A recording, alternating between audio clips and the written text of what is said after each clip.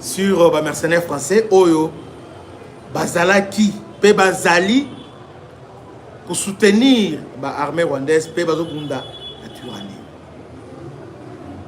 Ils n'ont pas participé Mawa. Finalement, les Ouazalendo avaient. Ouazalendo a une raison. Parce que Ouazalendo, l'État qui a humanitaire, il faut. Kanga, il faut vérifier Bango. On s'est retrouvé que les Français, les Chinois, se retrouver dans le haut plateau. Se retrouver dans haut plateau. Hein? C'est grave. C'est là que la bilan de Komokwa. Donc, se retrouver dans haut plateau. Et puis, Bangonde bazo piloter ba drone, ba arme lourde parce que arme sous ba arme wana. Donc, et c'est un gars qui va zala wana pour ba manier yango. Et ce qui a fait que pression, allez, FRDC va reculer. Maintenant, on va dire, avec le Oyo, ils ont bangoté. Allez. Donc, on va lancer maintenant offensive, on va coincer Bango.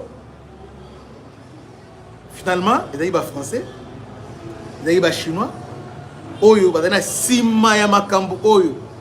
Mais nous avons une armée en Zambie, le FRDC, parce que malgré le piège de Bango, malgré le complot de Bango, nous sommes aujourd'hui, les luttes en Atia, Mikenge, Kakenge, Kalingi est sous contrôle. Et maintenant, on se dirige maintenant vers Minembwe Centre.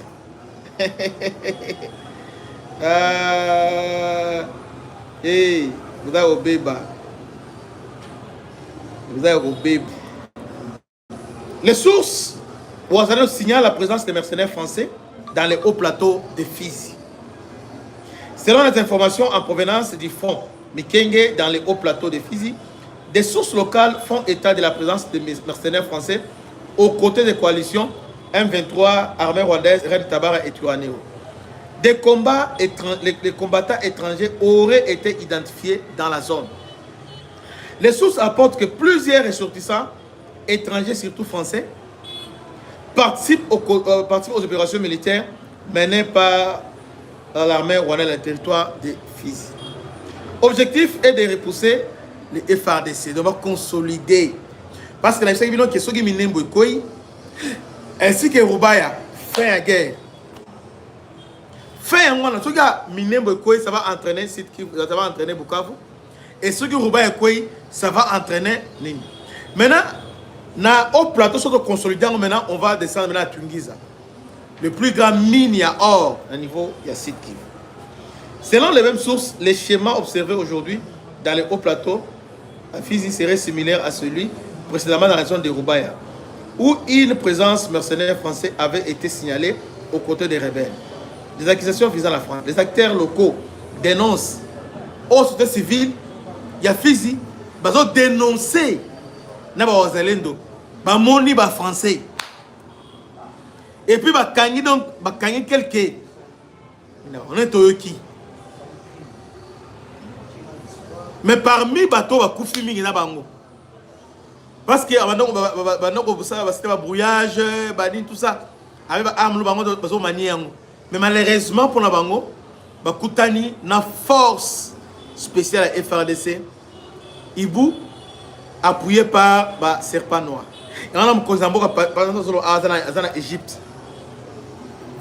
Donc on a président l'Égypte pour remercier pour l'unité autour de Oyo. Et où est Égypte, sur Israël. Ça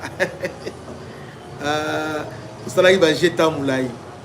Mais tout ça, le commandement va changer le commandement et va organiser la FADC, unité Oyo. Tant là, les Français, les Chinois, les Rwandais, les Sangani. Mais Ibu a bêti Bango. Vous imaginez? Sans appui à drone. Est-ce que drone est bêti? Sans appui à drone. Donc, bêti Bango pesa, peut penser Bango.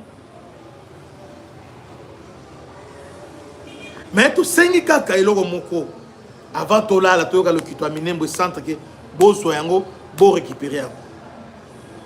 Vous devez récupérer minembo centre et puis rapidement il fallait installer un système anti-aérien au niveau ya ba au plateau mbona afin d'empêcher ba drone rwandais ba accéder. Parce que bango bazo appuyer ba drone rwandais tant ils ont bombardé, détruit, peut désorganiser nos troupes de bango bazo kota.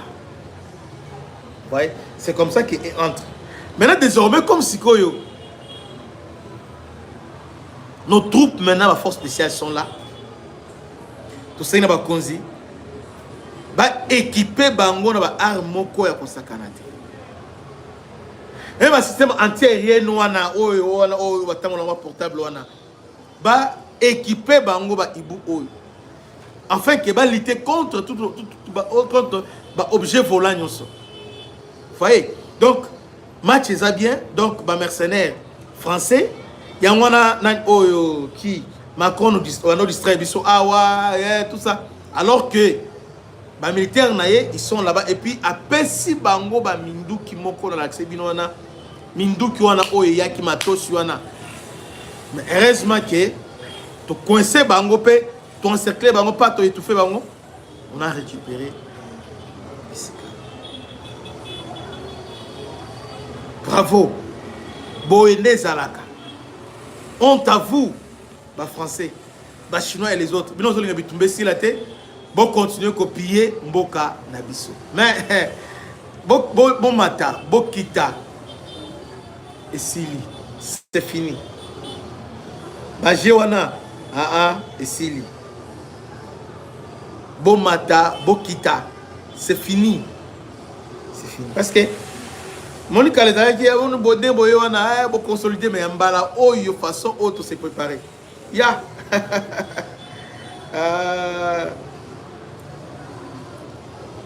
Tala manduki aboui Tala bilo wa français bazali na yo ba yaki na yo Tala bilo ko ba yaki na yo malheureusement cop na bango ekoti kala ko simba lisusu te ba onde to kangi bango wana ba force spéciale rwandais force spéciale rwandaise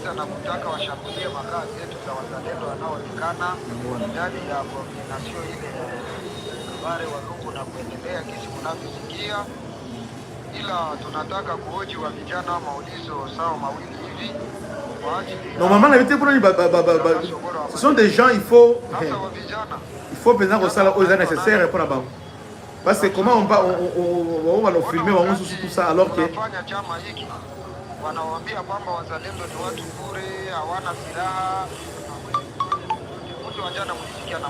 Bangwana.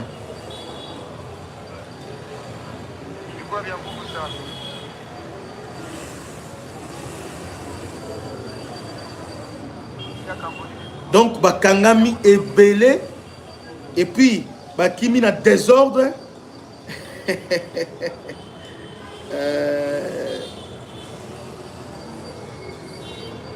Oyo nous sommes à Mikenge. C'est va FADC.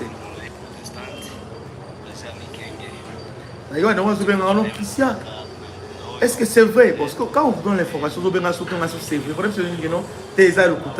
Arrêtez de me poser des pareilles questions. Quand on vous donne l'information, allez aussi vérifier. Aujourd'hui, pour vérifier l'information, elle va être très facile. Vous avez une source officielle, vous vérifiez. Mikenge Yangwana. Non, notre question, il y a solo Yangwana.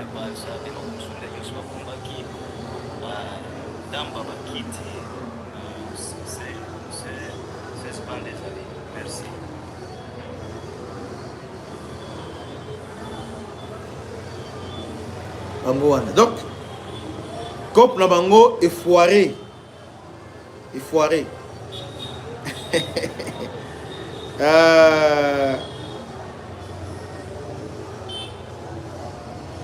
COP na bango esili. On a aucun de Kalemi, c'est la bango. Bobo Sanga. Oubliez ça. Salutations à l'honorable M. Blaise dit Toubonizi. Que Dieu vous bénisse. À la prochaine. Ciao. Bana Congo, bino batu bozana besoin ya kotonga banda kuna bino. BM échafaudage, ezopesa bino, planche, shell, sécurité, marzimal et lenda. L'air mutamati, mutakoko ya te. Yabiso, ezala ba norme européenne. Yabiso ezala ba chinois te, ya ba indien te, ya ba libanais te. Un bus sera mis à votre disposition. BM échafaudage. Plus de 3500 mètres disponibles. Contact. Maman Nangaye. Du nouveau à Kinshasa. Place Yassur.